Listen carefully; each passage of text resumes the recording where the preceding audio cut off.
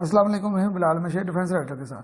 चीन और अमेरिका के दरमियान ताइवान के मसले पर कशीदगी में बहुत तेज़ी से इजाफा हो चुका है। अमेरिका की इंटेलिजेंस और इंतजामिया इसी ख्याल पर मुतफिक है कि ताइवान पर चीन का कब्जा करना आसान नहीं होगा और चीन का ये अमल बहुत बड़े आलमी मसले को जन्म देगा। इसलिए चीन ताइवान पर हमला करते हुए कई बार सोचेगा, लेकिन ऐसे ही ख्यालात के आज़ार यूक्रेन के बारे में भी किया गया था और यूरोप और अमेरिका हर तरह से मुतमईन थे कि रूस यूक्रेन पर हमला नहीं करेगा। लेकिन रूस यूरोप की शहर पर जा बैठा है और चीन की फौजी ताकत तो उससे बहुत ज़्यादा हो चुकी है और रूस उससे बहुत पीछे है। अभी चीन की फौज बहुत जाराना फोर्स बन चुकी है और ऐसे में अमरीकियों के लिए ताइवान का तहफ़्फ़ुज़ बड़ा ही मुश्किल नज़र आता है। ताइवान पर अगरचे चीन का कब्जा हो जाता है अगर चीन का कब्जा हो जाता है तो अमरीकियों के लिए कम से कम एशिया के इस इंतहाई अहम तरीन स्ट्रेटेजिक इलाके में रहना हमेशा के लिए नामुमकिन हो जाएगा। चीन इस वक्त ताइवान के इर्द गिर्द फौजी मशक़ें कर रहा है। ये फौजी मशक़ें आमतौर पर जो की जाती हैं फौजी मशक़ें उससे ज़रा हटकर है। इसमें लाइव फायरिंग वॉरफेयर की लाइव टेस्टिंग की जा रही है, जिसमें पीपल लिबरेशन आर्मी और नेवल एयरफोर्स और चीन की फ़ज़ाइया सभी शामिल हैं। और चीन की फ़ज़ाइया बहुत मुतहरक है और कई बार ताइवान के जो स्पेस है उसकी खिलाफवर्जी कर चुकी है। चीन के जो लड़ाका तैयारे हैं बड़ी तादाद में ताइवान के अंदर और बाहर परवाज़ें कर रहे हैं। अमरीकी कांग्रेस की स्पीकर नैन्सी पेलोसी की आमद को चीन ने बहुत ज़्यादा संजीदगी से लिया और उनकी आमद से पहले भी बहुत ज़्यादा दबाव किया गया और उनके ताइवान से रवानगी के बाद भी बहुत ज़्यादा जो है वो दबाव किया गया और उसमें शिद्दत ही आती जा रही है। चीन ने श्रीलंका की बंदरगाह पर जो उसके पास लीज पर है वहाँ पर एक फ्रीगेट भिजवा दिया है, जो भारत के लिए वाज़ह पैगाम है कि अगर भारत ने लद्दाख में कोई हरकत की या इस इलाके में कोई हरकत की तो चीन उस तरफ भारत को जंग में ला सकता है और भारत के साथ भी जंग लड़ी जा सकती है।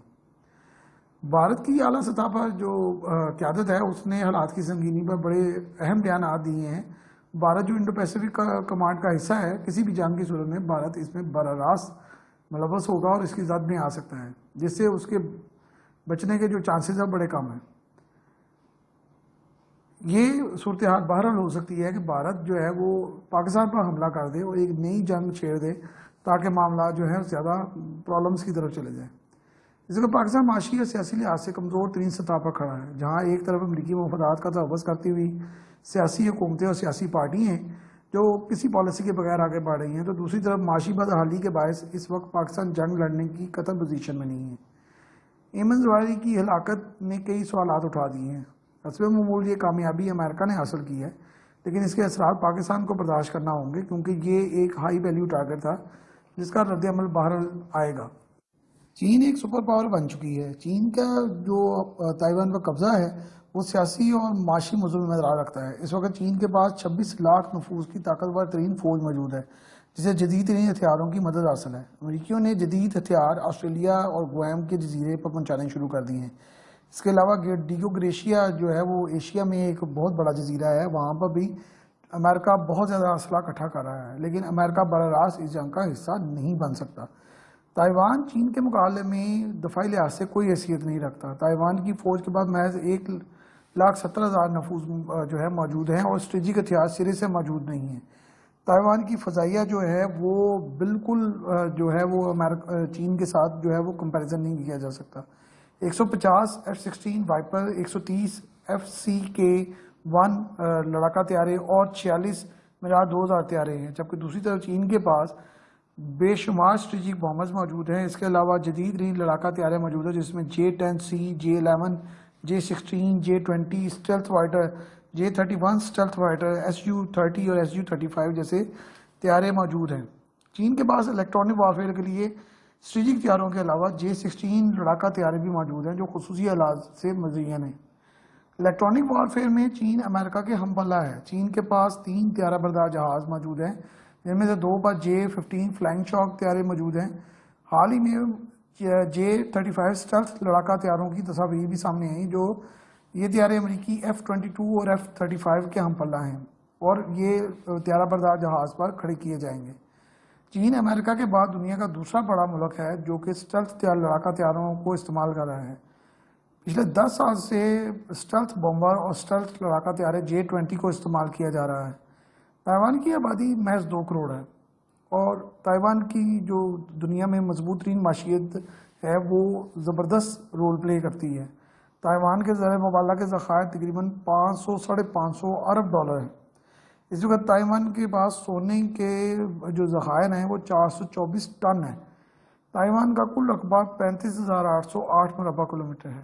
ताइवान अक़वाम मुत्तहिदा का मेंबर मुल्क नहीं है, क्योंकि चीन को आलमी तौर पर अक़वाम मुत्तहिदा में अवामी जमहूरिया चीन के तौर पर तस्लीम कर लिया गया था। ताइवान के साथ दुनिया के 193 ममालिक में से सिर्फ 13 के सरकारी तौर पर सफारती ताल्लुकात हैं, लेकिन अमरीकी छतरी के नीचे तकरीबन सभी यूरोपीय ममालिक ताइवान के साथ ताल्लुकात भी रखे हुए हैं और गैर सवाती रवाबत भी रखते हैं। इस वक्त ये सवाल बहुत अहम है कि चीन अचानक इस सिलसिले में इस कदर जारहाना रवैया क्यों अपनाए हुए है। आखिर उसको भी इतना अरसा हो गया है ये बर्दाश्त करते हुए। अमेरिका और यूरोप यूक्रेन पर रूसी हमले के बायस बहुत सारे मसाइल का शिकार है और ये बड़ा ही बेहतरीन मौका है चीन के लिए, जब अमेरिका और यूरोप बहुत बुरी तरह फंसे हुए हैं तो उन पर हमला किया जाए, क्योंकि मुकम्मल तौर पर जो अमेरिकियों का और यूरोपियों का फोकस है वो यूक्रेन पर है और रूस बहुत ही फुर्सत और बड़े आराम से तरीके से यूरोप को दबोच कर बैठा हुआ है और अब इससे बेहतर कोई वक्त नहीं हो सकता कि अमेरिका और यूरोप पर ज़रब लगाई जाए। ये भी एक हकीकत है कि अमेरिका पिछले 2-3 माह से चीन को धमकियां लगा रहा था कि अगर चीन ने ताइवान पर हमला किया तो अमेरिका ताइवान का हर सूरत दफा करेगा।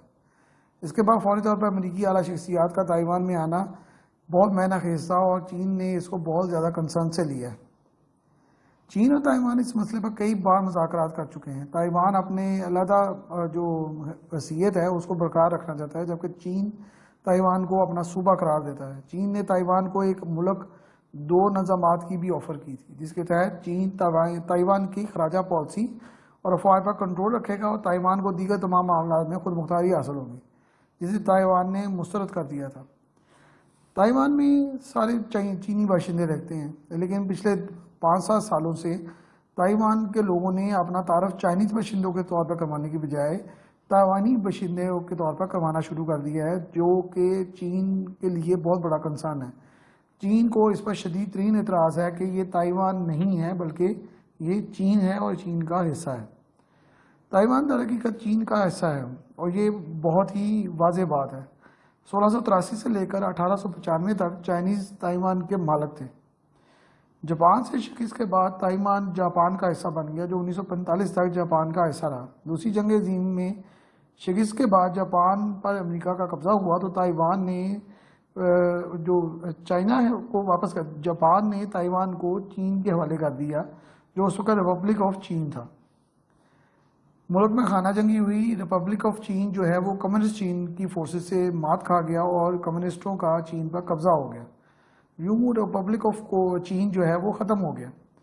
कम्युनिस्ट इनकलाब के नतीजे में तमाम अशराफिया और आला अहदेदार जो चीन में जंग हार गए थे वो इस जजीरे पर मुंतकिल हो गए, जिसे आज ताइवान का नाम दिया जाता है, जहां दोबारा से रिपब्लिक ऑफ चीन की बुनियाद रखी गई। क्योंकि उनके पास दौलत की बहुतात थी, इसलिए जल्द ही यहाँ पर तामीर तरक्की का काम आसान हो गया और चीन ने इस सतह पर आने के लिए तो बहुत साल लगाए, लेकिन ताइवान बहुत तेज़ी से तरक्की करता हुआ जो है वो स्टैंड कर चुका था। अब चीन के लिए ये मामला जो हैं वो हल करना बड़े ज़रूरी हो गए हैं, क्योंकि उसको ये लग रहा है कि अमेरिका और यूरोप यूक्रेन के मसले की वजह से ताइवान की उस तरह मदद नहीं कर सकते जिस तरह के कर सकते हैं। इस वक्त जंग बाज़ाहिर बहुत सादा नज़र आ रही है और आमने सामने चीन और अमेरिका हैं, मैदान जंग ताइवान है, लेकिन ये जंग तीसरी आलमी जंग का पेशखैमा हो सकती है और ये बहुत ज़्यादा फैलाव रखती है। ऑस्ट्रेलिया इस जंग का बड़ा राज हिस्सा बन चुका है, क्योंकि चंद सालों से ऑस्ट्रेलिया ने चीन के साथ मामला बहुत कशीदा कर लिए हैं और इन मामला की कशीदगी के दरमियान में न्यूजीलैंड ने ऑस्ट्रेलिया को खबरदार किया था कि वो इस मसले में ना पड़े, लेकिन चीन ने भी ऑस्ट्रेलिया का बंदोबस्त किया और सोलोमन आइलैंड पर जो है वो अपनी फौज भी भिजवा दी हैं और उनसे सफारती ताल्लुकात भी कायम कर लिए हैं और यूँ चीन ऑस्ट्रेलिया के बिल्कुल दरवाजे पर जाकर बैठ गया है।